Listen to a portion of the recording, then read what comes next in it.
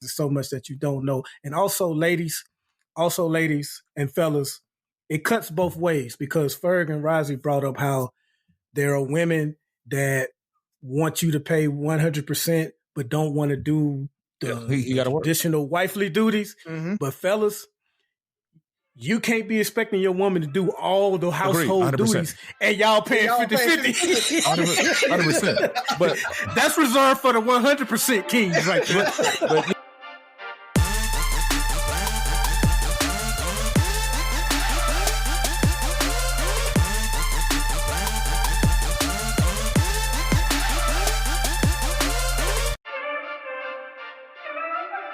What up? Is your boy Ferg with Three Brothers No Sense. Join my co-host Buff and Rozzy. First of all, let me say to everybody, Happy New Year's. Don't we add the S to it? Is that how we do? Yeah. Happy New Year's. Yep. Yeah. At the Walmarts. Yeah. And at the Walmarts. Did any of you brothers celebrate Kwanzaa? Did not. Happy Kwanzaa, though, everybody. Are you disappointed? No, I'm just asking, I ain't do it, so I'm just... I thought you did it. I mean, I just sometimes, I never know what I'm going to get, You brothers have, do all kind of stuff. Rumor has it that one brother actually has a... I know where he's going with what you laughing at? I know where he's going Vision board and all this stuff, Vision board. This brother is impressive. And I'm not saying any names. Brother has a vision board, condo in Miami. I'm pretty sure the second condo in Miami is on his vision board this year. So let's go ahead and jump into it, though. Who wants to go first? Obviously, there's a lot going on. Speaking of New Year's with the S, I mean, we couldn't even get a solid 3 hours into the year without tragedy happening in a city that we know well. Being from Mobile, New Orleans and Atlanta are like the two big cities that a lot of people from our town, drive to. So very familiar with New Orleans, and, to see some of the video down there, what happened, very, very tragic. My thoughts and prayers do go to the victims on this one. It was scary, man. Some of the videos I saw one girl barely get away. Like, the truck came so close to hitting her. My heart would probably still be pounding now. And then on the opposite side of the coast, we got what happened in Vegas. From what we know, the man took his life and blew up a cyber truck in front of Trump. So a Trump hotel in Vegas. So it was a crazy first day. I mean, it had some real 2020 type vibes coming into this year, man. So, well, this is the 25th anniversary of Y2K, so maybe we short circuited now. Yeah, man. But for me personally, man, I had a quiet New Year's Eve coming into the countdown. So. Other than that, though, besides New Year's stuff and the tragedy, I do want to say, because I don't have much, let me just get my usual out the way. Subscribe to Three Brothers No Sense, any podcast platform. We're on Contentville as well. Get you some merch, too. We haven't mentioned that in a while. ThreeBrothersNoSense.com. Get you some merch and listen to the latest episode. With that said, though, Palma on Netflix. It's only 4 episodes. Pretty decent show. Pissed me off to the high heaven. Like, I wanted to punch air. What about it? So, okay. I've seen it. All right, cool. Listeners, if you haven't, step away, fast forward for about 60 seconds. Okay. This girl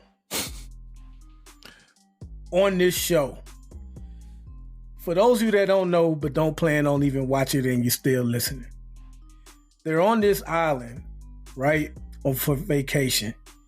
She gets upset because she thinks this girl that she just met on the resort doesn't like her On top of the fact she hears her mom and dad having a spat, she takes her teenage ass. She's 17. Is she 17 or 16? 17. She takes her teenage ass to the airport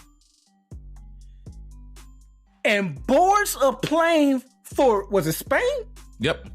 For Spain without telling anybody. Okay, and during all this... But maybe she has enough money to do what she needs to do, Buff. No, she had to call her uncle and okay, don't leave that part out. Yeah.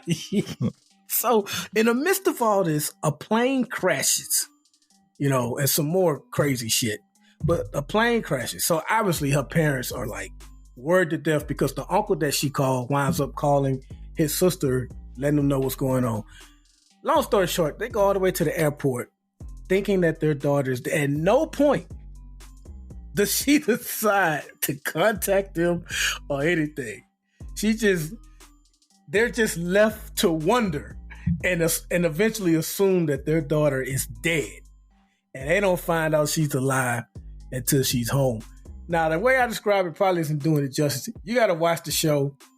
And that's not even the worst thing she did. Hold on. Let's not go past that. So they think she's dead. She's running away from home. Mm-hmm. Calls her uncle asks for more money because she can get to Madrid, but she can't get back to wherever they were from. Oh, they're Norway. No, Norway. Yeah. Norwegian. And so, hey, can you give me money? Oh no, okay. She hangs up. She's pissed off. And Byron kind of just, plane crashes. There's a whole lot of other shit going on. Yeah, it's like volcanoes are erupting. It's end of the world cataclysmic type stuff. She goes to, they go to the airport. They go to the hospital. They're freaking out. They finally make their way home. What is she doing? She in there sitting down in the room with her brother, and what was he, like a family friend or something like that? I don't know. Was it grandfather? Whatever he was. So everybody could catch these hands. Because Buddy's just sitting there like, and as soon as they get there, he just walk out. He don't say nothing. He just leaves. Yeah, exactly. It's just like Buff's just getting up like, all right, y'all made it back. You asked me to watch Sophie. I'm back. Oh yeah, Haley's back. She's not dead, by the way. I got to let you know that part. But see, what really makes me angry? Don't get me wrong. I know I'm not saying a child doesn't have a right to get upset, but look at what she got upset about. Like it's not just that she's upset that she thinks this girl. I can't stress enough. She just met this girl. Just met her. It's not just that she thinks the girl doesn't like her. It's the reason why. The reason why is because they're talking and this guy comes, the guy that the girl is with, he comes and says something and she gets mad at him and walks off and I guess doesn't come back and talk to the girl. I don't know. She didn't give her time. She ran off. And she's like, Rise, do you plan on watching this? I don't. But after all of this, I might go watch it. But go, yeah. But I kind of want you to. Actually. Okay. Right. And again, that's not the worst thing she does, Rossi. She saves that for the end. Oh wow. Oh no. There's two parts to her foolishness at the end. Oh yeah. It's so much. It is. So hey, Rise, I'll call you. No, Buff calls us. He got the inside scoop. He works for, the Capital City Police. Hey, Rise, you need to get the hell out of Birmingham. Don't tell anybody. You got 20 minutes to get out because shit's about to go down. Right. You grab your hat, your coat, and leave. You grab your kids, your lady, and y'all gone. But no. What does she need to do? Guess what she wants to do? Guess what she wants to do, Rozzy? Guess who she wants to tell? Her friends? Her boyfriend? The girl she just met. Yes, the girl she yes, just met. That she had one conversation with at the pool. What about Charlie? Who the is Charlie? But you got 20 minutes, so you're in the pool. It's not even like you're in your house. You got to go from the pool, and they're counting down. Like, we got 8 minutes to catch this one ferry out. Like, they got 20 minutes to catch a ferry, not just to kind of be on the road. Like, this shit's leaving at 20 minutes. Right. They don't know. You don't have a reservation. You just need to be on 20 minutes to jump on. They get slowed down because they have to wait on Charlie. Charlie's not even there. Charlie is living her best life. Charlie gives two shits about what's going on. Then he ain't lying. Charlie just like, it's not she's in the room. Lying. Charlie's 7. She's out there doing her thing. So you done wasted a couple of minutes, which just has its consequences. And the last but not least, her dumbest role, and she sold out everybody. Right? I mean, Buff, you want to just tell them how much she loves Charlie? So they give them these bracelets. That gives you a spot on this plane to get your ass off this dangerous world-ending island, right? So the dad, it's not her dad, it's her stepdad, but he has pretty much raised her. He's pretty much her dad. He got left behind because there was a woman with a baby that wanted to get on the ferry, so he gave his spot up. He said he was going to find another way. I'm going to find another way. Y'all just go. Straight up man. That's a man, right? Well, go ahead. No. That's the second boat he missed. Yeah, that's why he missed the first boat. Yeah. That's true. So they're waiting and hoping that the dad gets there. Charlie finally catches up with them. No, Charlie. She sees Charlie. Charlie's not looking for her. You're right. She sees Charlie. Charlie's just trying to get the hell out of Dodge. So these precious bracelets, VIP bracelets. Mm-hmm. Guess who she gives a VIP bracelet to, dog? She gave her bracelet to Charlie? She gave the extra bracelet that they had because they was waiting on their father. Because they told the pilot, hey, we still waiting on my dad, so it's 5 of us. Need one more. So they had an extra bracelet. She sees Charlie. They're boarding the plane. She gives Charlie her dad's bracelet. Yeah, yes. No. She's boarding the plane. You, Buff, Tab, Jasmine, and Jasmine Jr. are getting on a plane. Right? Jasmine looks back and sees Charlie. Mommy, I gotta go. I gotta go see Charlie. Hold on. Don't go. The world's about to end in the next 7 minutes. I'll be back. She leaves. She has extra bracelet. So Buff is waiting for Jasmine to get back.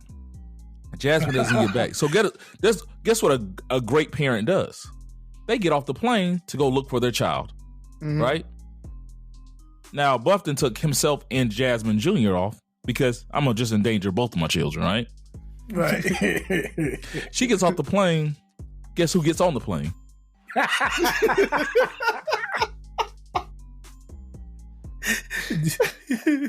Old girl and Charlie. Guess who doesn't get on the plane? Nobody else in the family. Mom and little brother are out here in these streets. Dad, nobody knows where he's at, but Charlie and old girl are safe. And look, I thought it was a bit silly on Titanic for Jack and Rose to have such a strong love story in the few amount of days they knew one another. These two little girls had one conversation by the pool. And oh, by the way, Rozzy, last thing on this, that first time when she ran away and was getting on the plane and decided to get off, the only reason she got off the plane is because the girl texted her and was like, hey, sorry about last night. He's a real jerk or whatever like that. And I really like you. That's the only reason she got off the plane. And gets off the plane. And I'm like, bro, I would have left her. And then the ending as my daughter, I would have left her. At a certain point, you're jeopardizing the whole family. Exactly. You're 17. You made your decision. I got you to safety. You decided to leave safety. I did my part as a dad. I got one question for you, Rozzy. As far as you know, not that you've ever been in, can you survive a tsunami? Like I'm not talking about like if you're high enough away from, I'm talking about if you're on a road and the tsunami is coming and that tsunami wave crashes. Is that something you can survive if you hold your breath long enough? Or something? Oh no, chances are no.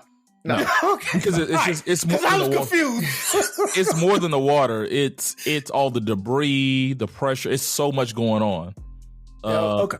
It's kind of like a hurricane, right? Like it's all this think other about stuff. a car accident, right? Like you tumble off of a mountain or something like that, right? It's like all the movement that's going to happen. You're going to be thrown around in the car. You're probably going to have a concussion. You might die before you actually drown. Like it's that bad. So no, it's not happening. Okay, so sorry I took up all that time with La Palma, but I was mad. Like I was really mad. And it was like, it's a good movie. I'm like, is it? I was so annoyed. And now I feel better. I don't feel. I'm like, am I being too critical? Like I was trying to see the point of it all. I mean, and Dad was gangster.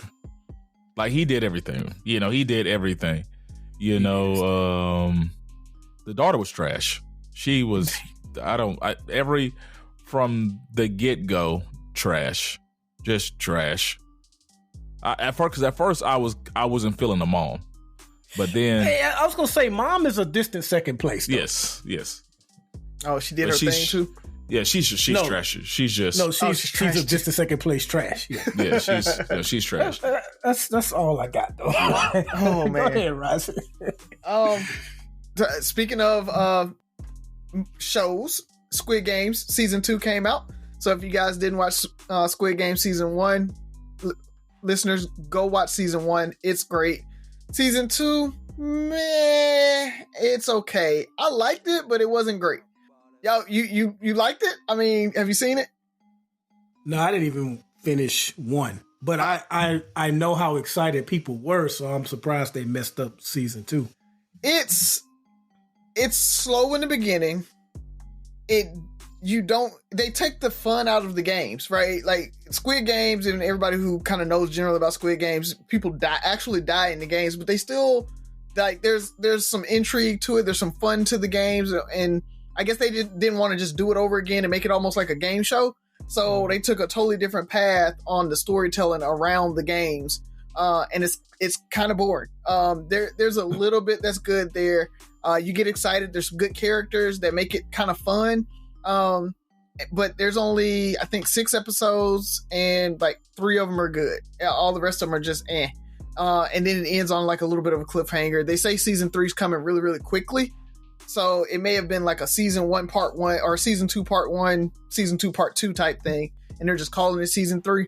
But it wasn't great. I'm hoping season 3 brings it back around and it makes it kind of cool. But it's worth the watch, but I wouldn't rush out and watch it. So I give it like a 6, 7 out of 10. So just want to throw that out there.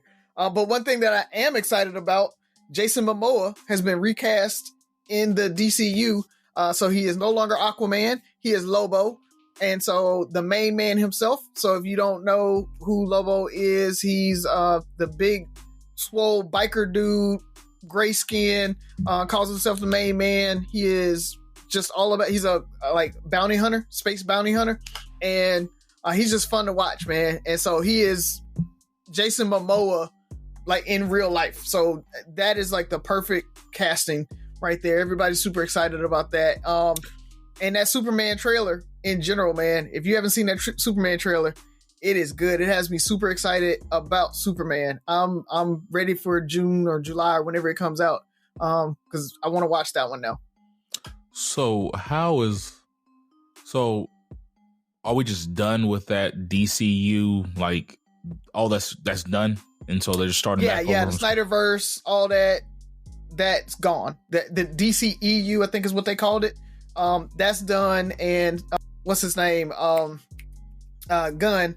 So James Gunn came in with Suicide Squad 2, Peacemaker, Creature Commandos on HBO is pretty good if you like that. So I know you guys liked the Harley Quinn series, and it's generally like that. So it's a really good series if you want to jump into something that's on HBO Max right now. and all of that is considered DCU, and that's the James Gunn universe. And so the Superman is actually his first movie that's going to be in it, and it looks really, really good. People have initial screenings of it, and they're saying it's giving Guardians of the Galaxy vibes, which is really, really good. So, James Gunn has that was his movie, right? He has that kind of ability to make these movies fun and still hit home.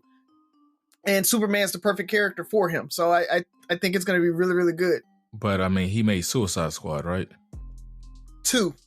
He didn't make the first one with Will Smith. He made the second one, which was actually pretty good. We're talking about Suicide Squad, right? Yeah. Harley Quinn, Peacemaker. Mm-hmm.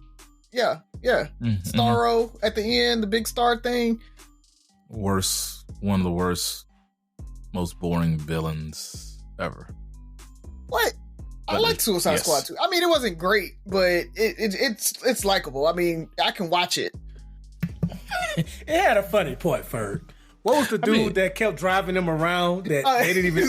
Oh, yeah, that was Steve or whatever his name. Yeah, it's like, who is Steve? Harley Quinn made the movie. He's been with us the whole time. No, I don't know Steve. Steve. That was messed up, man. Yeah, Harley Quinn, they should surround... She's the best thing they got going. She was. They don't need to put the whole, like when they made Birds of Prey, it was a little too much of her. But, yeah. Okay. Starro, I guess. But yeah, that Superman one, though, it's going to be good, man. So I'm actually excited about the James Gunn DC universe. I think it's going to be dope. Okay. This is why they keep making movies. Yeah. Because people like Rise are going to give them a chance. You're a nice guy. Yep. So, but before you go, Ferg, I did want to say shout out to the Supreme Court. They just ruled on a case that came to them that extended GI Bill benefits from 36 months to 48 months. So if you, as a veteran out there, if you are eligible for the Montgomery GI Bill and the post 9/11 GI Bill, so it's those folks that were still in during those two different times. Before, what they said is that you could only get 36 months of GI Bill total, and so either post 9/11 or Montgomery GI Bill. The Supreme Court case just came through, and they said, nope, that's not how it works. If you were on GI Bill, you get GI Bill, and post 9/11, you get that. And so a lot of people are eligible for another 12 to 24 months of GI Bill, just depending on, how they broke it out, and they told them no when they were trying to use it. So when they say eligible, is there back pay? Not back pay, but what you can do is you'll get that time and you can go back to school and use that eligibility. So I want to go back to school. I want my money. You don't have to. You can give it to your kids, though. You can transfer it to your kids and they can use it. So there's still that option too. So for like me, I'm excited. I'm hoping I can get like 12 months, so then I can give it over to Haley. But you can only transfer 36 months to your kids, though. So I may still not be able to do it. So I'm taking a look at it. But for the veterans out there, you use yours for her. I used my post 9/11. I transferred my post 9/11 to her. So actually, no, I didn't. I used mine and I gave her the veterans, Alabama veterans. I didn't give her the GI Bill. So I can transfer that. So if I am eligible for it, I can transfer that 12 months. Yep. Is there a way to see what I'm still eligible for? Yeah, if you log into va.gov, then you can go in and you should be able to see your eligibility there. I don't know if they've updated it yet with the new eligibility. So I'm going to give them a call on Monday to see. So call your VA reps. I can put the number out. Hold on. I have it up right now. Hope they logged me out. By the end, I'll log back in. I'll get you guys the number, and I'll let you know how to call the VA and contact them and see if you're eligible and see what kind of eligibility you have left. But you can log into va.gov and you should be able to see the eligibility there. Okay. I guess I'll make mine quick. It was New Year's Eve, New Year's Day, and the second as well, yesterday. It's prime college football time. So this is the first year we had the 12-team playoffs, and it made everything interesting because 2 weeks ago, a week ago, it was about teams that didn't deserve to be there. You know, these teams shouldn't have played. They shouldn't have, you know, they didn't have a hard enough schedule or whatever the case may be. And then you fast forward to the 4 teams who had bye weeks, who were the top 4 teams, essentially, based off their criteria. I guess that's the word I look for. And boy, did they not disappoint being disappointing. I think that's what, is that how it is? So the 4 teams that had a bye, how many of them won the game, Byron? None of them, did they? 0. Nope. Yep. Yeah. All 4 teams that essentially had a bye who were favorites, none of them won a game. And so they're out. So the teams that arguably shouldn't be there, some of them are still there. I know that Notre Dame was a huge... people just assume Notre Dame was going to lose to Georgia. Texas was going to win. It just... Is that a brother coaching Notre Dame? Mm-hmm. Okay. Yeah, I like him. He made some gutsy calls. He coached some football. Mm-hmm. Yeah. Kirby Smart is pissed off that that offside play they got because he did a late substitution with all 11 players. What he had his punt team on, ran them off, and then brought his offense on at the last minute, which made them jump offside. So, pretty good. So I'm very interested to see how this plays out, and what corrections they make, or what the commentators are going to say after everything's said and done, because it shows it's college football any given Saturday or New Year's Eve that anything can happen. So that was probably the highlight of the football season for me, is because I just kind of felt like I knew it was going to happen. And of course, none of the things I thought was going to happen happened. So, outside of that, we off? 30 seconds of carefree bliss. Oof, like wind in your hair carefree. Oh, like using Clorox Disinfecting All-Purpose Cleaner in the home carefree. Yes. Like dog slobbing on the coffee table and cleaning it with Clorox Carefree? He's on a roll now. Spit toothpaste on the faucet? You got it. You got it. Peanut butter on the light switch. Oh, spritz, spritz. Spritz, spritz. Clorox, man. Clean feels good. Okay, we're back. Use as directed. Love, exciting and new. Hello, Hannah Waddingham here. Have you seen the fabulous new Sun Princess? World-class entertainment, exceptional dining, and the greatest pizza ever. It's a love. Don't miss our Come Aboard sale with up to 40% off and free room upgrades. Visit princess.com or call your travel advisor to book. Princess Cruises. Terms and restrictions apply. Offer ends 2/28/25. Ships at Bermudan and British Registry. Let's go ahead and jump into the show. I would ask for Sophie, but I know is she out of commission still? She is recovering. Let me check. See, I told her I was let's report. let that voice rest. All right, cool. Yeah, you know, my god kids. We have Risey's the Grinch this year for Christmas. He's a Grinch that stole Christmas break.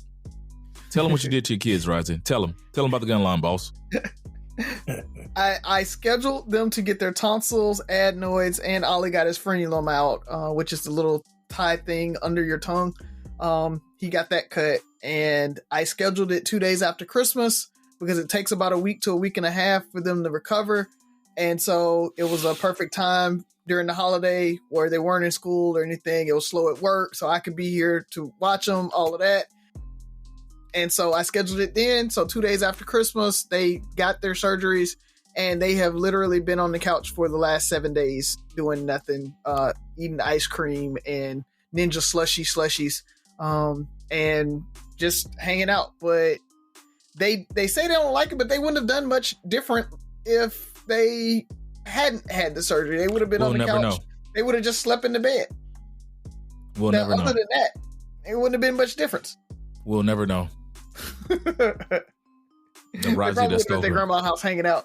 Yeah. That's probably what would happen. Not in pain. There's a lot of things. Don't downplay their Christmas break.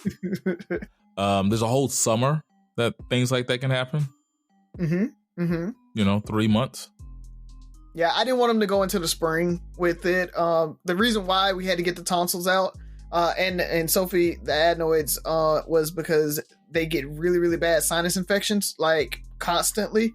So once they got over one, they're right back in it getting sick. And so the ENT, I took them to the ENT and he gave them a round of antibiotics. Then he came back and they still were like infected. So he gave them a second round of antibiotics and they were still infected. He was like, yeah, we just got to pull them out because they keep getting infected. So it was one of those things that, yeah, I could wait 6 months, but they were going to have sinus infections and nosebleeds and all this stuff for the next 6 months. So I was like, no, we're just going to go ahead and do it. So how it goes, man. Parenting. I'm not trying to be their friend. I got to be their daddy. I got to lead them away from the volcanoes. And everything else. Lead them away from the volcanoes. That's my only goal. Keep them away from the volcano. All righty, let's jump into it. I got a question. I don't think I've asked a question in a while. I saw this post on Facebook, and it made me think with this.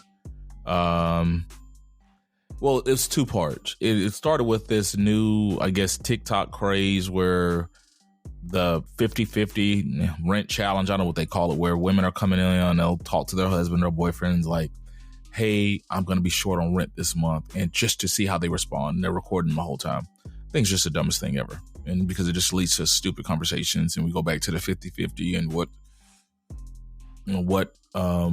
a real man does, which is my favorite topic. But it also made me think, because we have, so many people complaining about 50-50 and, all that stuff, and that women shouldn't have to pay. And then I saw this post where this lady went viral talking about her 15-year-old daughter getting her first job and getting her first paycheck and not helping her pay the bills. She bought wigs instead of helping her pay the bills. And I was somewhat perplexed on that idea. It's like, I don't know. I mean, it's just all these things, independence, 50-50. Now you want your kid to go 50-50. What are the expectations for kids or children or youth when it comes to bills? Would you have a different expectation for a daughter versus a son? Is there, are they obligated to help financially? Okay, first off, 15-year-olds wearing wigs. This is where we're at now these days, I guess. Okay, I know that's not the question, but anyway. But it can be. I think it varies from household to household, obviously. Me growing up, I got my first job when I was 16, and I wanted a car. And so I never had to pay any in-house household bills. Like, I didn't have to contribute to groceries or pay any utilities. But I did have to pay my own car note, and I did have to pay my own insurance or pay my portion of because I was on my mom's insurance. And so I believe I gave her, I could be exaggerating, but I think I was giving her like $100 a month on it, on top of paying my car note. So that was my bill. And so I think when teenagers get a certain age to where they can get employment, that they should have some type of bill. Like, let them pay for their own cell phone, or let them pay for their own car note, or something that you think they can handle. Because I think it teaches you responsibility, that you just can't ball out with your money every check. Like, you got to prioritize. And I think that teaches a good lesson.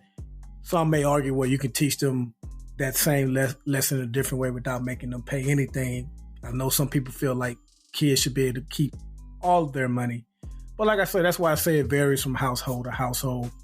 And I think, I know every situation is different, but asking a 16-year-old to pay like utilities or groceries or part of the rent or mortgage, I'm not saying it's wrong, but that's a little foreign to me.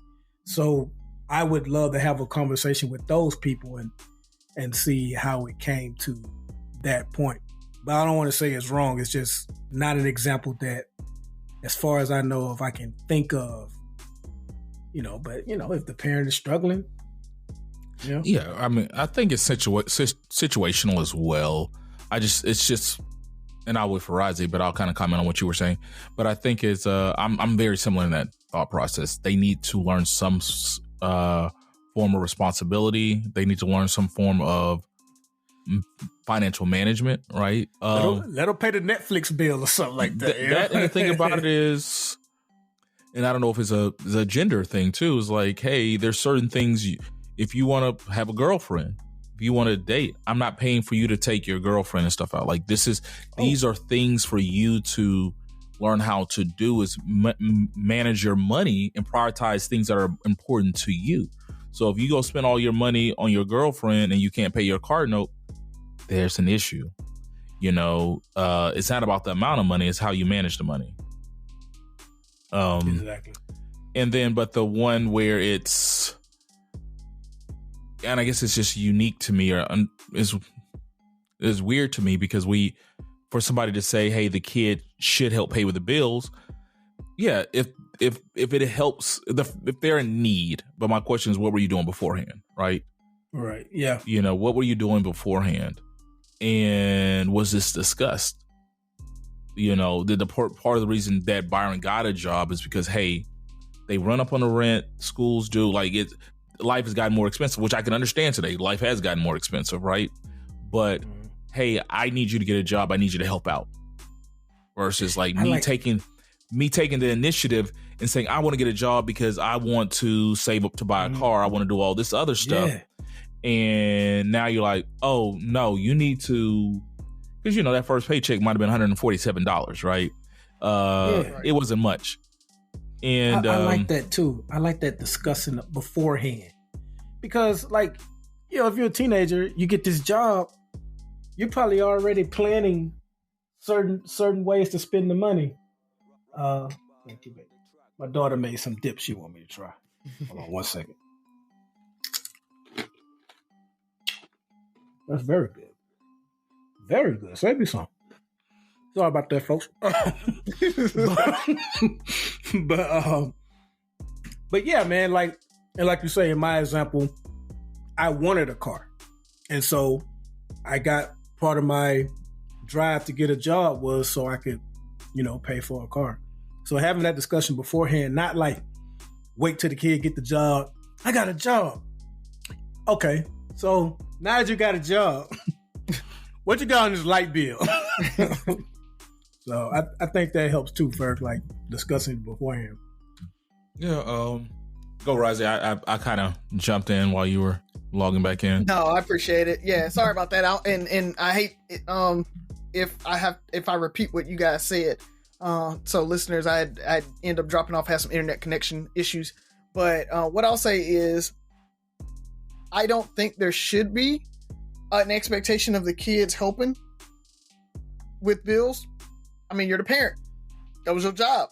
The kids love to say, I didn't ask to be here. I didn't ask to come in here. You chose to have that kid. You chose to go through with it. Your job is to raise, protect, provide for that child until they turn 18 and get out of the house. Now, they're 19, 20, and you want something on the bills? That's fine. I got no problem with that. I tell my kids all the time, your job is to go to school. As long as you're doing that, then you're good. You're welcome to stay in the house. You're welcome to, eat up all my food, run up my light bill, all that. That is my responsibility, is to make sure that you get through school. I'm preparing you for life. Anything above that, anything that you do, I'm cool with it. You go get a job and you can't do sports, that's saving me money. I'm good with that. Really, because that means that you can't go do all these extra sports things and I ain't got to pay for all that extra craziness. You're going to be at work. But along those lines, I'm not paying for gas for you to get back and forth, for you to go out with your friends, all that stuff, because that's more money that I didn't anticipate spending.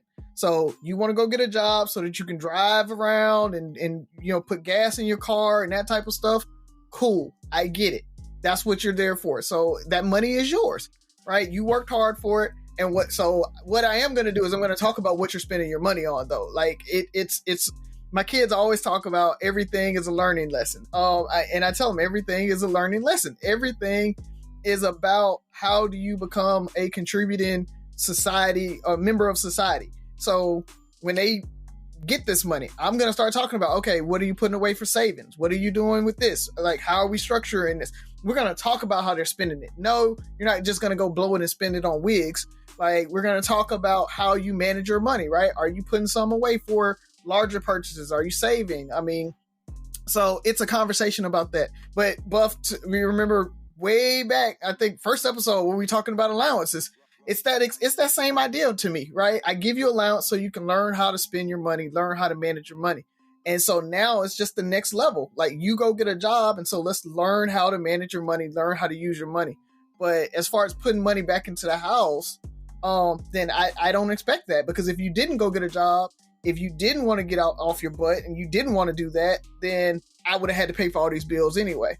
But I can afford that, right? I mean, and so I agree, Ferg, where you say, let's have this conversation. If I do need help, if, you know, we're in a single parent household and I'm working 2 jobs and you are eating me out of house and home, you're a 17-year-old that's eating, you know, 2 number 7s off of the McDonald's every time we go, like, bruh, I need some help, right? And so having that conversation, if that is what you need, it should be, you have that conversation. And there's a lot of kids that do that, right? They're like, I'm working so that I can help with the bills. I'm working so that the lights can be on and everything like that. And so, but I think that conversation has to be had. So I look at it similar to the way I look at child support.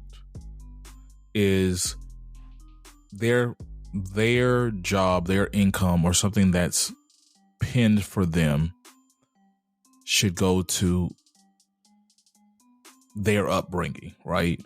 Now, part of it might, you know, child support, part of it might be rent and utilities and stuff like that, you know. If I was single, I'll have a 1-bedroom. Now that I have you, I have to have a 2-bed, whatever those things. But for me, it's maybe they wouldn't be paying bills, but there's things that, you know, like you said, you're a 17-year-old boy, you're 185, 90 pounds, you eat 12 times a day, you're eating me out of house and home, you're going to have to start feeding yourself more, right? There's going to be the basics, you know, like, hey, we're going to have, but you got 2 other little brothers. Don't eat all their food too. Like, hey, this is the food for the household. You eat more than the average person in this household. So now you're increasing the household expenses. When you start increasing the household expenses, you need to help be able to eliminate that. So if you don't want to buy groceries, you go out to eat every day, that's fine.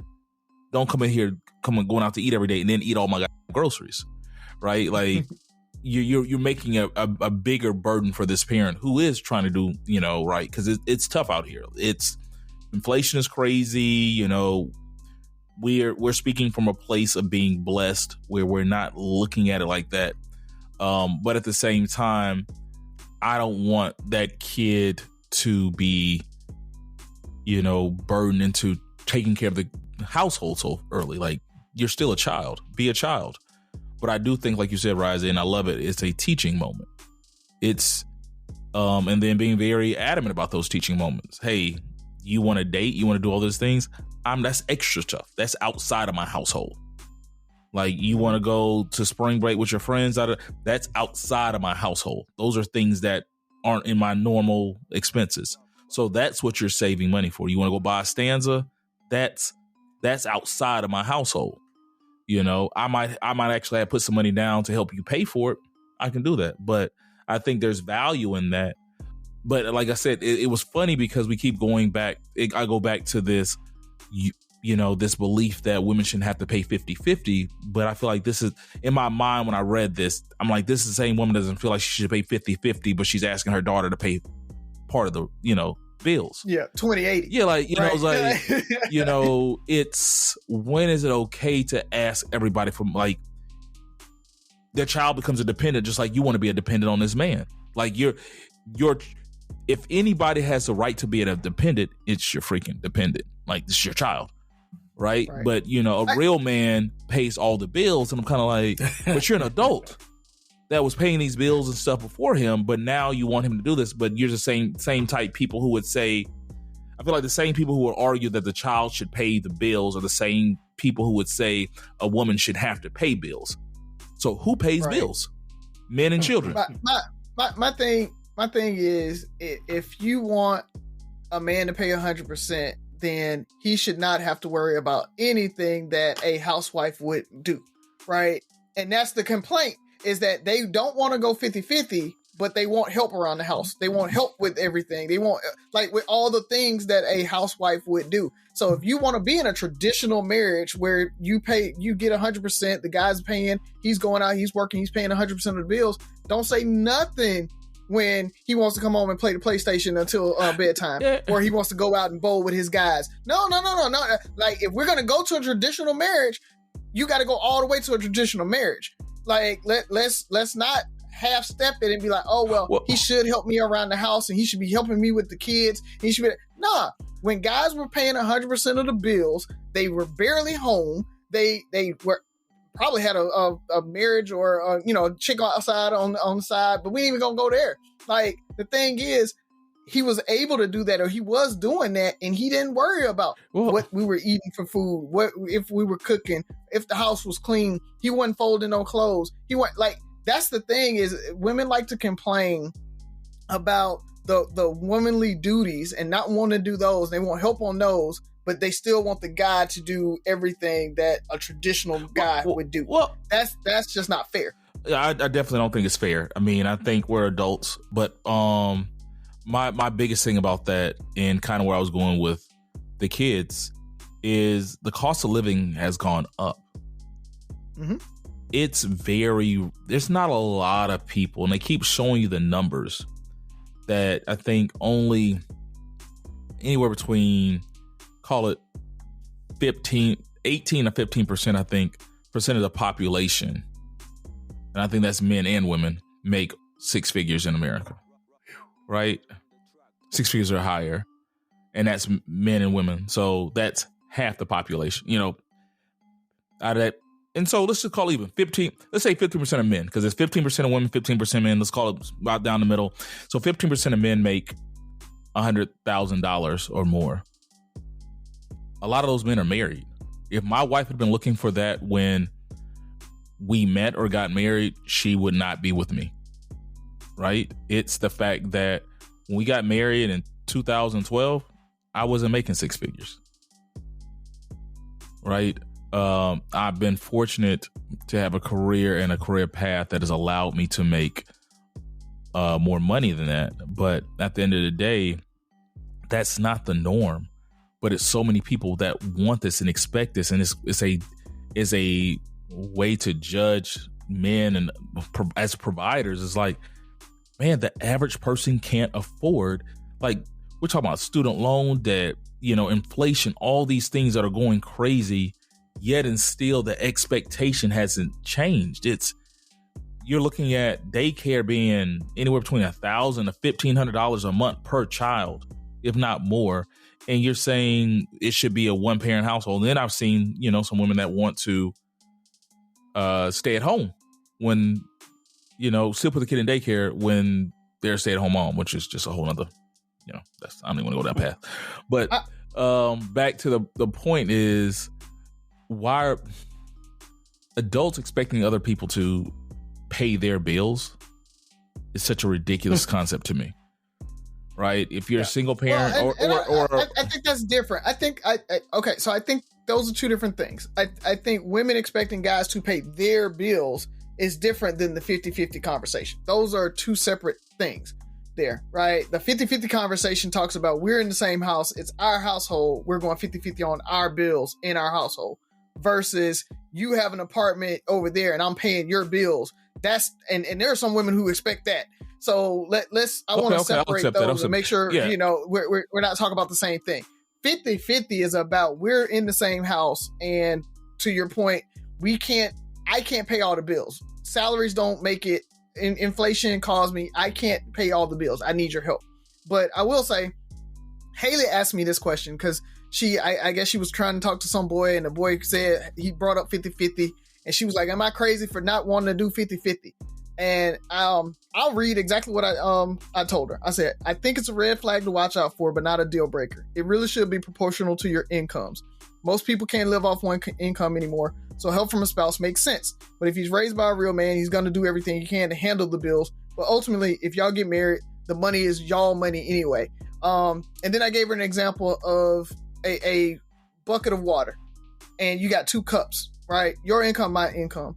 If y'all are family, once you pour those 2 incomes into that bowl, you can't tell whose money is whose, right? Like the 50-50 conversation should be going out of the window once y'all are one, y'all are in there, y'all putting the money together anyway.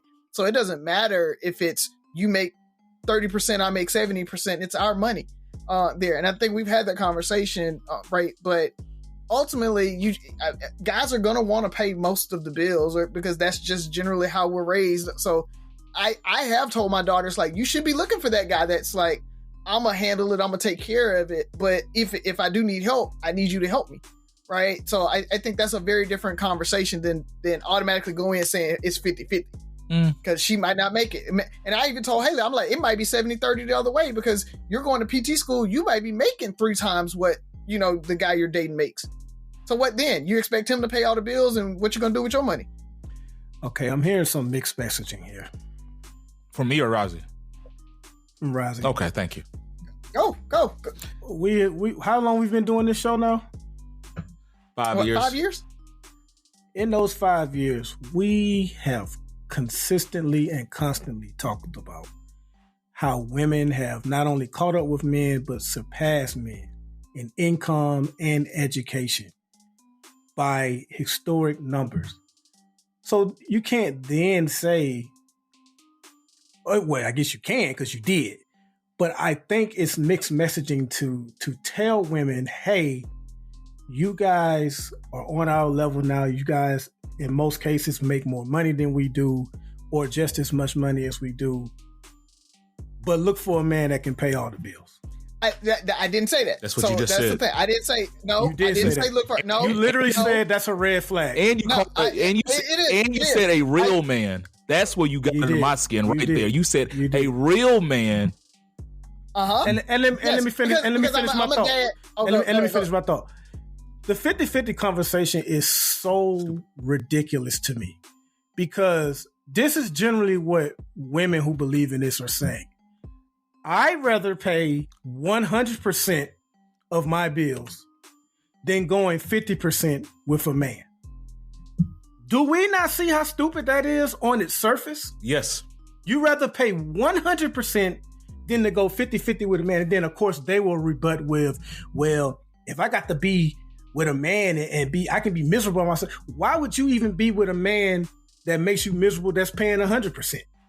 Right. Like, that shouldn't even be in the cards. So 50-50, I think, is one of those social media driven conversations that I think people in real life, for the most part, figure out.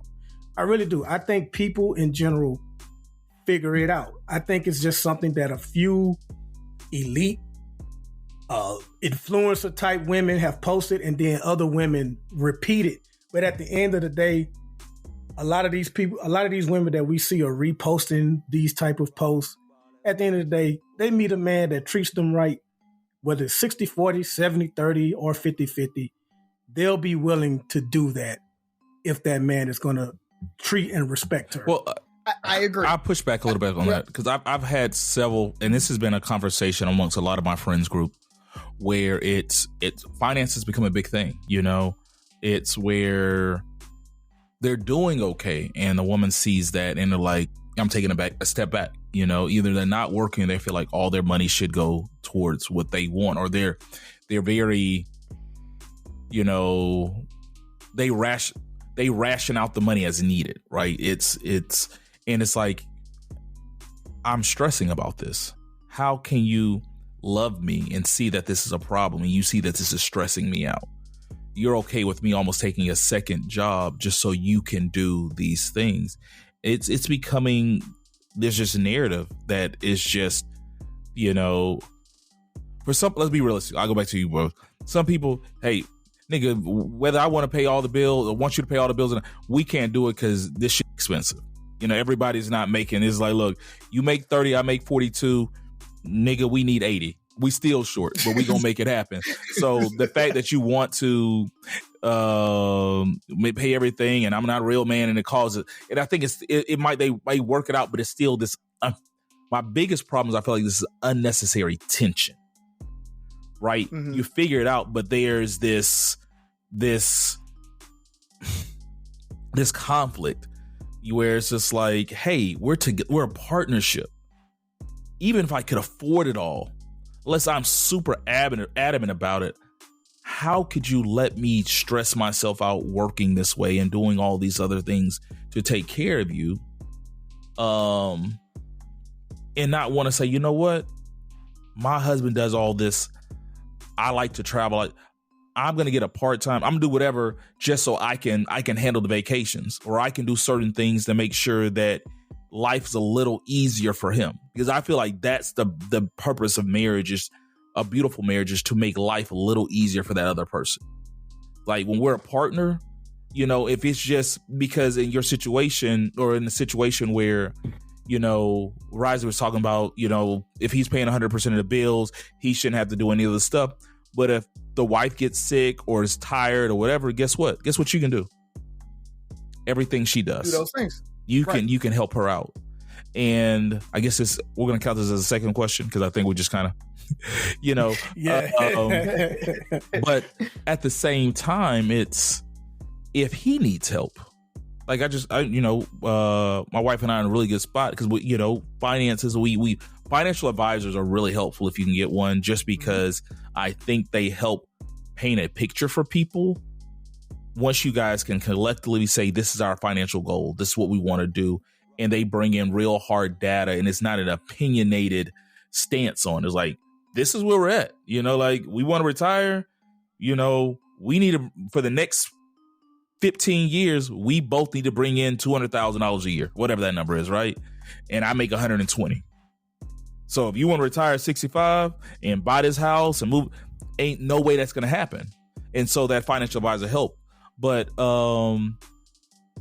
if the wife wants to help, like I paid a lot of money recently with a deductible and my AC breaking and getting my fence repaired and all this stuff. If I need help, if there's only one income, because going back to that same cup in that bucket, Razi, there's only one person pouring into that cup, right? Mm-hmm. But and the thing about that cup, there's always stuff going. There's a hole at the bottom of the cup. There's always things going out. And so when it's all on me or that man or that one person to refill that cup, right? That's a lot of pressure. And it shouldn't be, but it's the world we live in today. And I think that's part of it. Like, we have to, my granddaddy did it, my daddy did it, and my uncles all did it. That's awesome. But this is also the group that could go get a summer job and pay for college. You know, this is also the group that probably didn't move too far from home and grandparents babysat the kids and they didn't have to pay $1,000 or $1,500 a month for daycare, right? This is the world we live in. Your mother also didn't want, you know, what's the bag everybody wants now? What's the... Oh, the Birkin? Yeah. I'm pretty sure. And even a Birkin back then was not a Birkin now. You know, things are more expensive. You know, things were more simple. So I think we have to be mindful.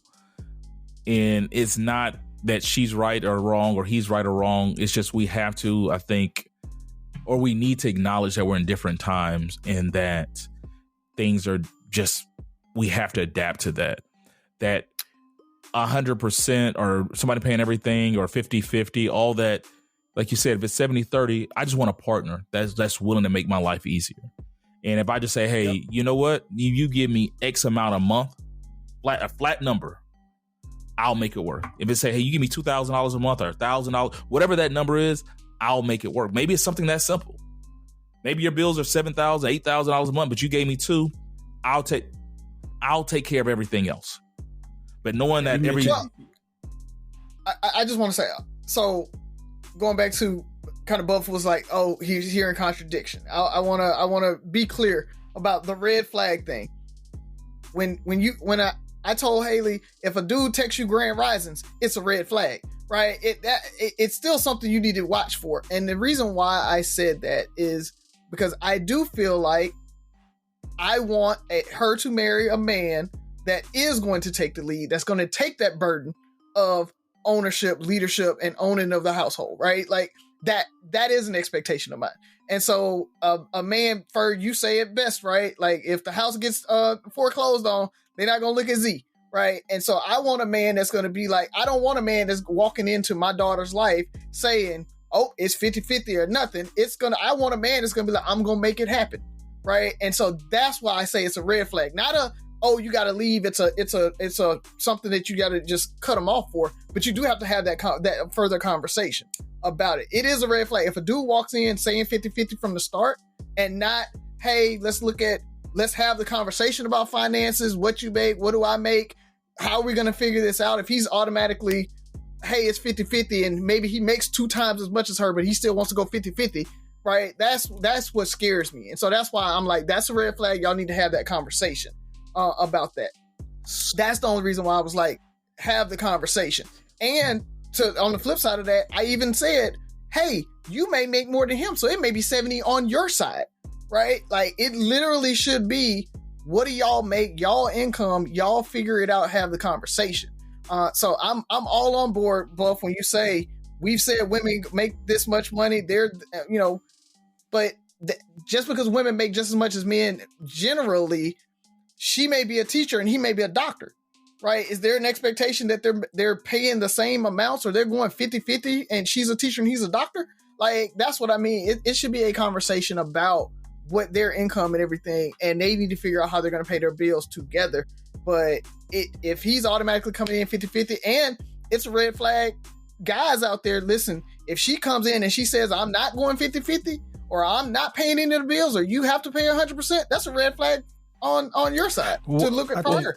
I think, well, so Ferg had an issue with you saying what real men do.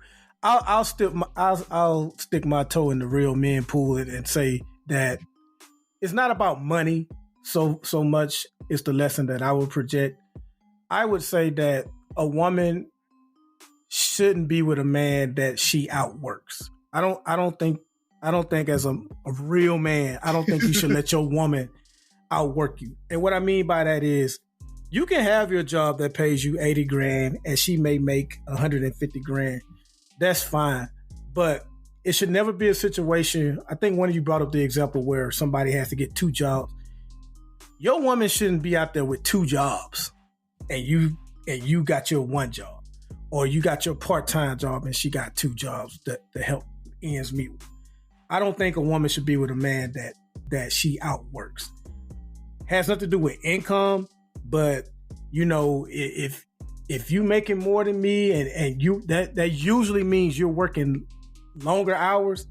You working longer hours than me, then best believe I'm gonna do what I can to have as much of the house ready for you when you get home. Something cooked, the kids, taking care of things.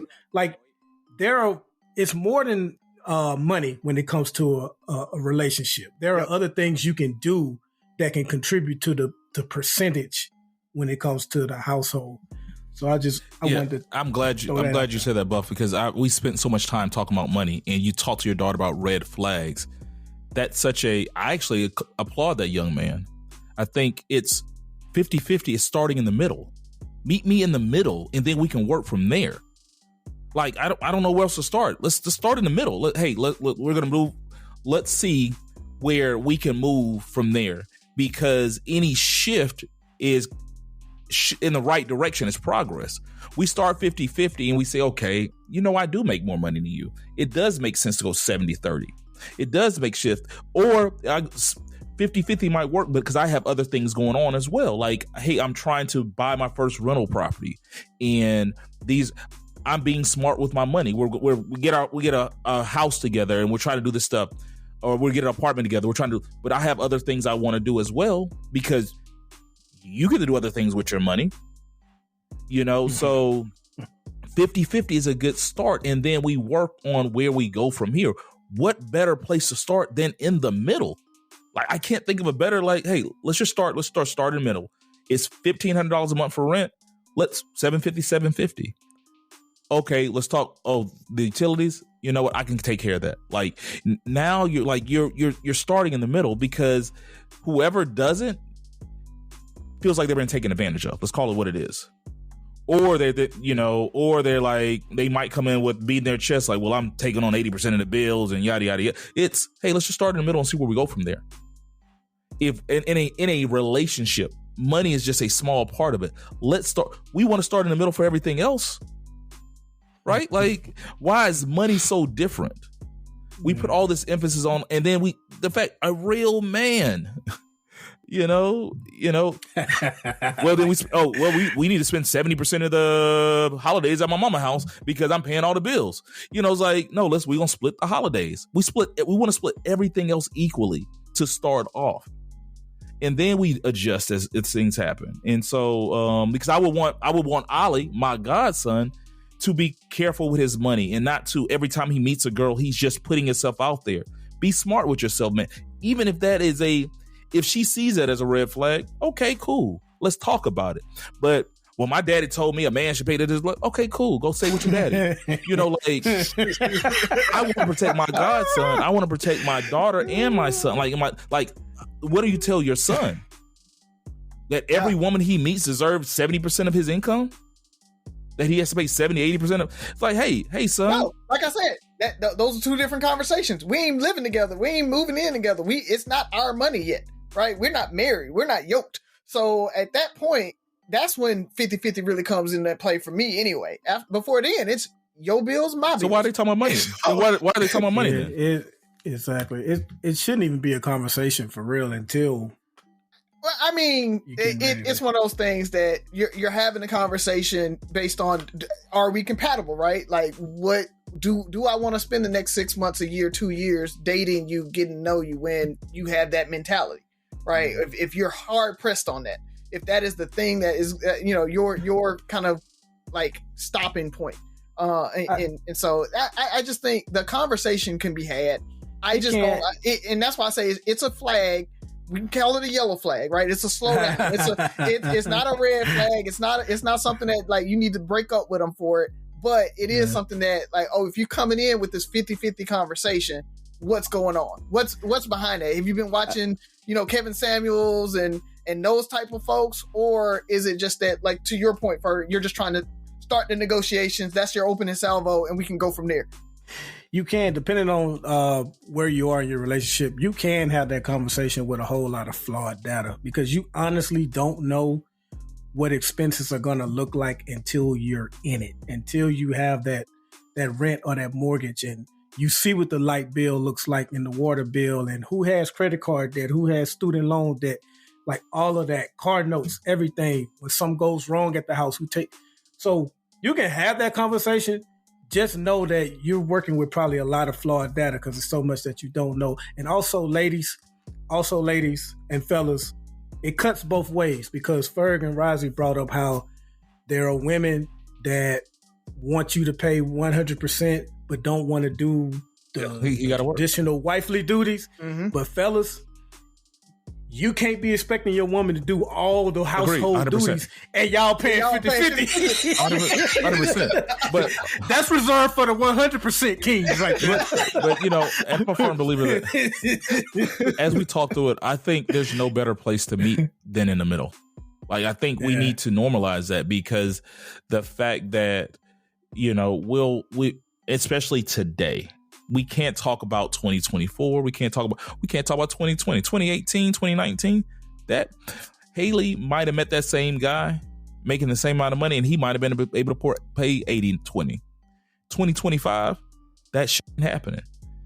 And I think we start there for both people. And stop, because I think it's becoming more problematic because like Buff's led with, you gonna be out here looking for a nigga to pay 100%, but you'll be single for the next 15 years paying that 100% by yourself. You know what I'm saying? Like, and that same guy that wanted to pay 50-50, that can't afford to pay 50-50. I mean, 100% right now or whatever, even 80-20 at the time. Maybe he's 5 years away from that.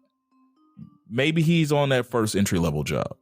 We put so much emphasis on finances and where that person is now. And once again, only 15% of the niggas in the world probably can afford.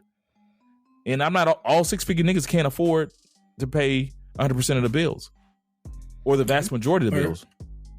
You just broke. If you want to go 50-50, that means you broke. Oh yeah. Yeah, that's it. Yeah, that's it. But, we'll continue. I'll take my broke ass on and say, say 50%. Yeah, right? I don't have to pay for two people to go to eat and use the water, and my light bill is not double, my water bill is not double. Like that's the thing. When two people get in the household, your bill's double. Yeah. For the most part, right? At least your utilities and all that. Especially that light bill, because for whatever reason, women can't sit in a room with the lights off to watch TV. My lights are on and my blinds are open. I'm like, dude. It'd be hilarious because it's like how you're in a room. We're in lighten the mood now. Where it's just like you've been in that room for 2 hours, so it is perfect the way it is.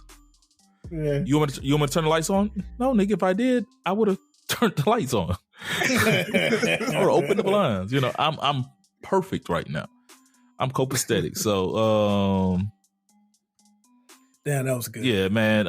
Haley, listen to your step goddad, man. Get that man a chance. The 50-50, and you can tell how he asked it. I'm always gonna go against the grain. So if he ask it as a way to avoid stepping up and being responsible, because I think at the end of the day, even 50-50, a man who wants to lead is going to try to figure it out. And part of figuring it out might be just, being realistic is, I need your help. Right? And when you with somebody that you care about, man, you want them to win, you want them to succeed. So you're not going to want to see them struggle to pay whatever portion of the house. Like if you can afford it, you're going to pay what you can afford at a comfortable level and ask them what they can afford at their comfortable level. But you're not going to, if she's making 30 grand and you making 180, there's no way you're going to ask her to pay 50-50 because that's somebody you care about. You don't want to, I think it's very simple to figure out in real life. If you get past this grandiose ideas that social media and everybody's telling you what should happen. Yeah. If right. And I this is gonna sound mean when I say it, but I'm gonna use your example. If he's making 180 and you're making 30, and you're forcing him, and you listen to somebody that says he needs to be paying all the bills, you need to probably be listening to something that says, how do you make more money? Right? Let's be honest, because you're expecting more of him than you expect for yourself. And I'm not saying you need to go make 30 was pretty low. Huh? 30 was pretty low. 30 and I think the national household income is like 60 something, so it fits. I'm not saying that 30 is bad. I'm saying is if you're still reprimanding him and have expectations of him higher than yourself, like what are we talking about? If ladies, if you want him to pay 100%, you got to be comfortable living at his 100%, whatever that is. If he makes $60,000, don't expect to live a $150,000 lifestyle, and he pay 100%. Like, you didn't touch on that'd be a whole nother question, because that's the other thing. A lot of the women that want a man to pay 100%, they want a $300,000 man, an $80,000 man. He could be willing to pay 100%. They ain't gonna no, because what happens is, and we're gonna keep it going, because he can make 150, and she can make 70, 80. So she can do damn near everything she wants to do with her 70 and 80, because she has to spend it all on her, right? And so now the 150 he makes goes to their bills, their expenses, and her 70 goes to her expenses and her way of life. And my thing, that goes back to like, how can you sit here and say you love me and see me suffer, and not even suffer, but struggle? If I make 150 and I can put another 10 to 15 back in my pocket to do something that I want to do, maybe I want to go to Miami with Buff and rent out his condo for a weekend. I think that 15. I don't have a condo. That 15 might cover it. You know what I'm saying? Maybe if me and Rozzy both get to keep $15,000 in our pocket, we can rent out Buff's condo for a week. You know, because you get group discount. I felt the need to say that because I didn't say anything the first time he said it. I just let it. And look, Rozzy, you don't have to put this on the show, but you used Haley earlier. When Haley gets ready to go out on a date, does she expect that man to pay for her nails and possibly hair to get done? No. Because there are women that, like, if you want to take me out, then I feel like you should pay for me to look nice. Yeah, and if you want me to look nice. To first, question about what I tell my son, I say cancel that date. Like, do not go on a date with a chick that ever says that to you. Cancel the date. It's over. Next. Or just offer her $40 and just get it over with. Like, that's my thing, because ultimately that's what she wants. And look, she's gonna be covert with it. I mean, I would, but I need to get my nails done. I ain't had my hair done in a while. You know, like she gonna kind of subtly suggest that, Joy. Yep. So damn, look out for that. When are you planning on getting them done? We can maybe go out then. Right. Or just like, baby, I don't care about none of that. Like, let's just do something low key. We go to the movies or whatever. Hey, like, we'll put a hat on. What was your homegirl that was standing by you? I had a crush on Chili. She wore a bandana all the time. Thought you were a bandana on. Right. Yeah. So this is I can't wait to get the feedback from this. It's gonna be y'all starting off. We chose violence, but Rozzy's fault. It is Rozzy's fault. What? Yeah, it's her fault. Don't make that baby pay the rent. And ladies, don't get in your own way by having some random thought that might be a little outdated on how bills should be split. Men, it is, and when you're in a relationship and you want to be a leader, part of being a leader is to lead and manage and take on the responsibility. And the responsibility is not necessarily the bills, it is what comes with not being able to pay them. So it's, hey, as long as you're working together, like if we need $10,000 a month and I make $5,000 and you make $3,500, now it's on me to find another $1,500. Accept that responsibility, right? She shouldn't have to go out and get the other $1,500, because that's 50-50, by the way. I don't know if y'all saw that. That would be 50-50. If she's doing everything she can to help, then that's when you step up and do that. It's like the sports, or a great quarterback, they find a way to win. Now you got to go find a way to win. If you give it all, we should both leave it all on the field, right? And if I got to step up and make a Hail Mary throw or whatever, that's what I'm going to do.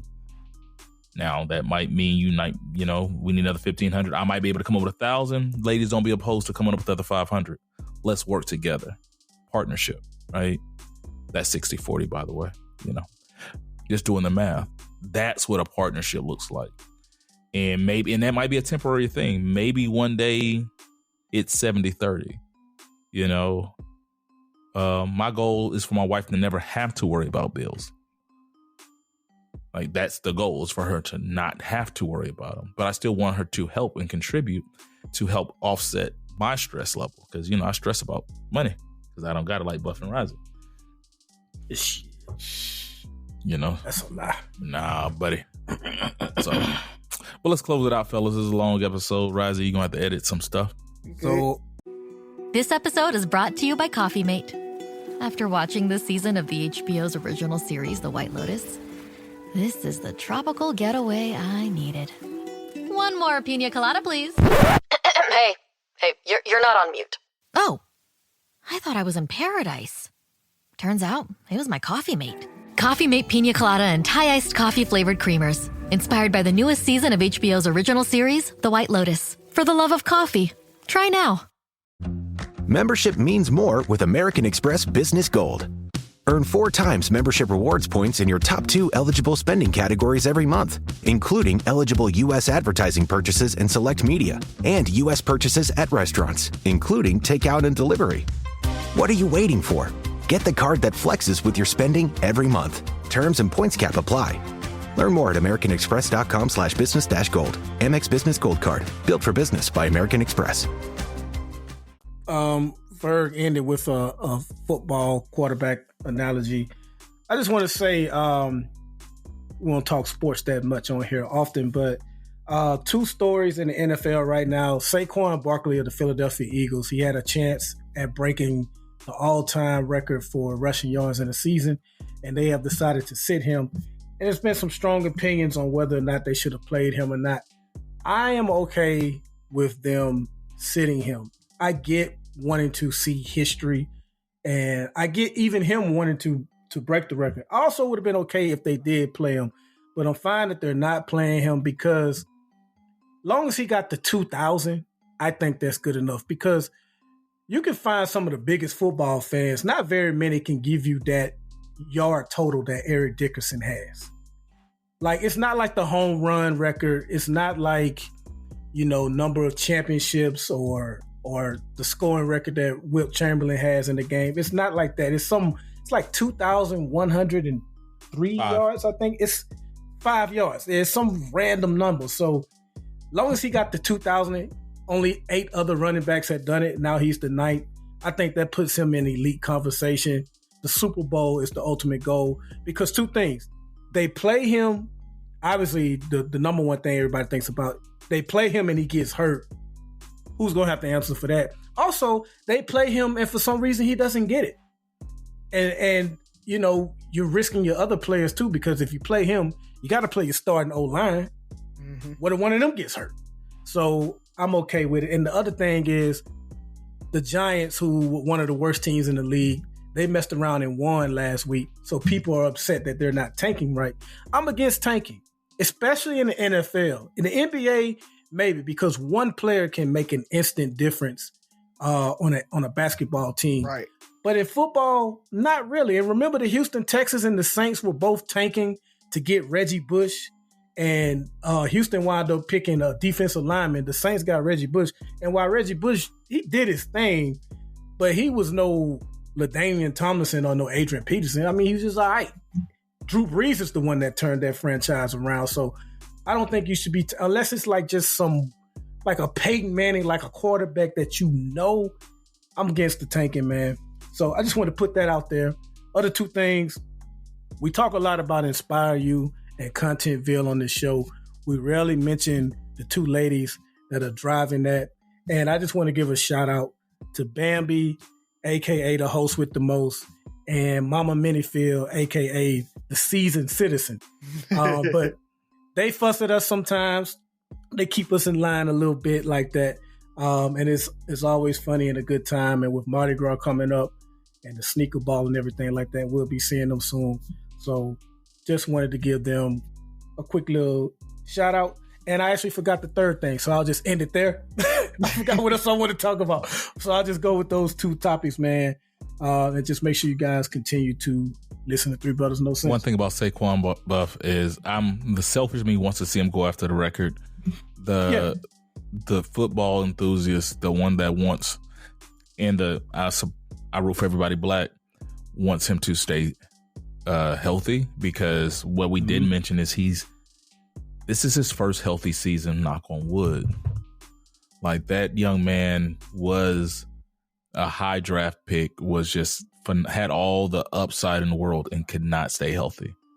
And so one healthy season, you see what he's done in the right, So I would hate for him to repeat his history of being injured just to go after a record that he may or may not get. Right. Because he get injured. The play he makes the record, right? That doesn't do any good. Hey, we saw how Aaron Rodgers got injured last year. What was like the 3rd play of the game? Mm-hmm. You know what I mean? Also, the 3rd thing was Drake is mad. He just released a freestyle and he's seemingly calling out like LeBron and some other people that he thought was his boys. So just check that out. I think it's called Fighting Irish freestyle, something like that. So check that out. He's trying, man. He's grasping at straws. So, only things I got, man, is sometimes I forget my circle. So shout out. We were talking. We were about to record, and Buff, you were like, I can't because on Saturday, Sunday we got to do it tonight because I got Jimmy Carter's rehearsal. And so I was telling Leah, I was like, yeah, I'm about to go record because Buff has to go to Jimmy Carter's rehearsal. And she was like, Jimmy Carter, like the president. Did kind of say it like it was an uncle or something. And she was like, your circle is not my circle. Like,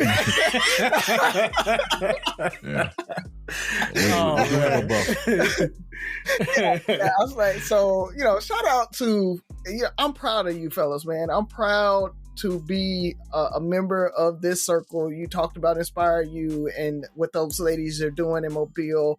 I've got lawyers and politicians and photographers, like any services you need, like on dial. And that is just cool to have a network like that. And so, I just want to shout you guys out on good job on life and everything that you guys have been doing.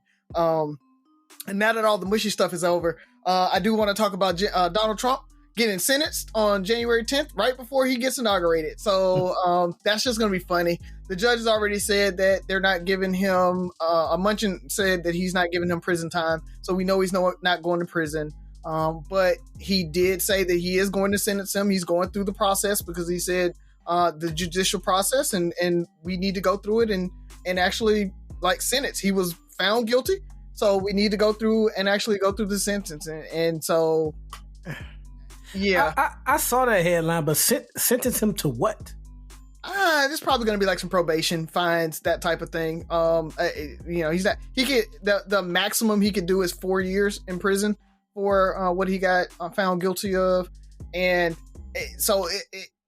him going to prison would be unusual because somebody else having those same charges they probably wouldn't give them prison, right? They'll probably give them time served or a fine, maybe some probation, that type of thing. And that'll be it. And so I'm pretty sure that's what's going to happen. But he said he's going through and he's going to actually sentence him to it. So I like that call.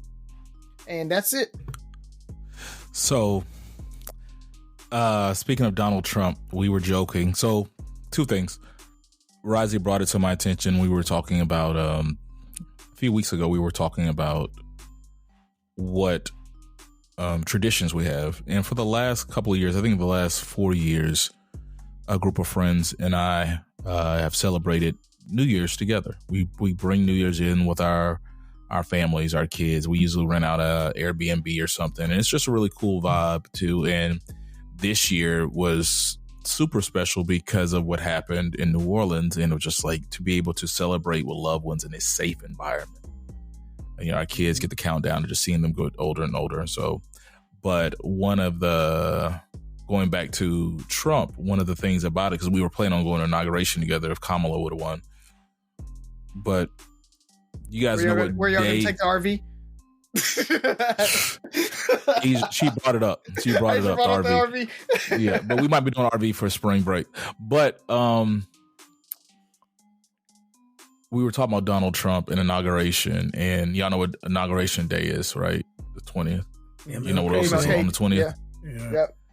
I have a prediction that Donald Trump is going to do an I Have a Dream speech. I could see it. That would be freaking awesome. He has a dream to make America great again. It's going to be one for the record books. And if it happens, you heard it here first. Just want you to know that. Nobody believes me, but I could, because he's like, nobody's done more for black people since MLK. And I could hear him saying that this is a special day for me.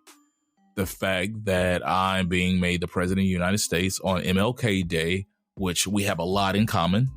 Yeah. Considering that it's only dream come true. That's what he's gonna say. Oh yes, yes. And so when y'all watch it and Buff, you're going to probably be standing somewhere in the crowd or somewhere near and you hear it. I want you to spit out your water or whatever you're doing. And just like my boy Ferg had it. So I feel like he could do that. I really see that happening. If it doesn't happen, I'm almost going to be a little disappointed. Because I just feel like this is the perfect opportunity. Because I Have a Dream is probably the most well-known or most popular speeches in American history. And if Trump can play off of that,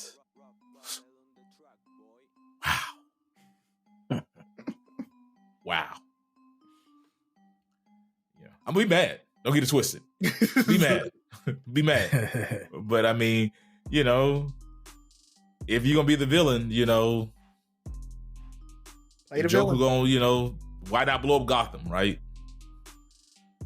So that's all I got for you guys. I'm just super excited about that. Welcome to 2025. Hopefully 2025 is a great year for everybody. Take time to not necessarily create a New Year's resolution, but I was talking to somebody today and they talked about sitting down with their spouse and coming up with a game plan for 2025, similar to your vision board, Buff. But they sit down and they, he's a listener to the show, so shout out to Fred, give him credit. They meet up for several hours and map out 2025 from finances to things they want to do to my little niece, I call her my little niece, Harpeasy, you know, going to kindergarten, what school, you know, hey, things have changed, you know, what school she's going to go to next year. All these things they map out and try to put on a game plan. So really being intentional about the year versus just saying, you know, my New Year's resolution is to work out and lose 30 pounds. You know, it's sitting down and having what most successful companies and everybody do, they have a, you know, end of the year review or a sales meeting or something where they sit down and plan their year out. And I respect that. So try that this year. Make that your New Year's resolution, planning out the rest of your year. And even if you fail, at least you have a plan. And everybody has a plan until they get punched in the mouth. Face. Yep. All right, fellas, let's close it out. Three Brothers No Sense, your favorite barbershop style podcast. 6 rules of podcast. Listen, like, share, subscribe, comment. Most importantly, listen again. That might have been 5, but talk to you next week.